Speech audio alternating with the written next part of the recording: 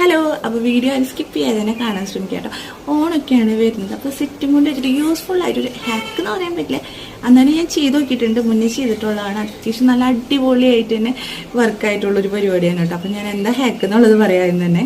അത്യാവശ്യം ട്രെൻഡിൽ നിൽക്കുന്നതാണ് പുളിയിലക്കര. പണ്ട് തൊട്ട് നമ്മുടെ അമ്മമാർ യൂസ് ചെയ്യുന്നതാണ്. അപ്പം എൻ്റെ കയ്യിലുള്ളത് പുളിയിലക്കര എന്ന് പറയാൻ പറ്റില്ല, കുറച്ച് വീതി കൂടിയതാണ്.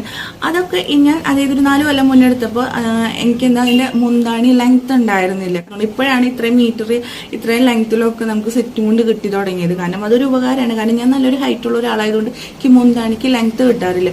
അപ്പം അതിന് വേണ്ടി ഞാൻ ചെയ്തിട്ടുള്ള ഒരു ഹാക്കാണ്. ഇതാണ് എൻ്റെ മുന്താണിയുടെ പോർഷൻ കേട്ടോ. അപ്പോൾ ഇത് എങ്ങനെ ഞാൻ ലെങ്ത് കൂട്ടിയെന്നുള്ളത് ഇതേപോലെ ടാസിൽസ് വെച്ചിട്ടാണ് കേട്ടോ.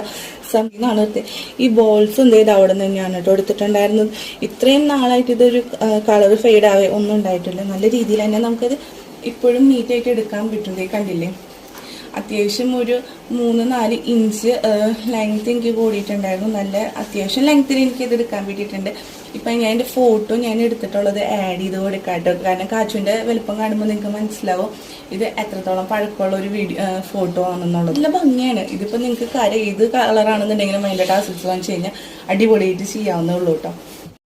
അപ്പോൾ നിങ്ങൾക്ക് ഈ ടിപ്പ് ഇഷ്ടമായെന്ന് വിചാരിക്കുന്നു. എല്ലാവർക്കും യൂസ് ആവുമെന്നോ അല്ലെങ്കിൽ ഇഷ്ടപ്പെടുമെന്ന് എനിക്കറിയില്ല. ഇഷ്ടപ്പെട്ടു എന്നുണ്ടെങ്കിൽ ഒന്ന് കമൻറ്റ് ചെയ്യാൻ അറിയാൻ വേണ്ടിയിട്ടാണ്.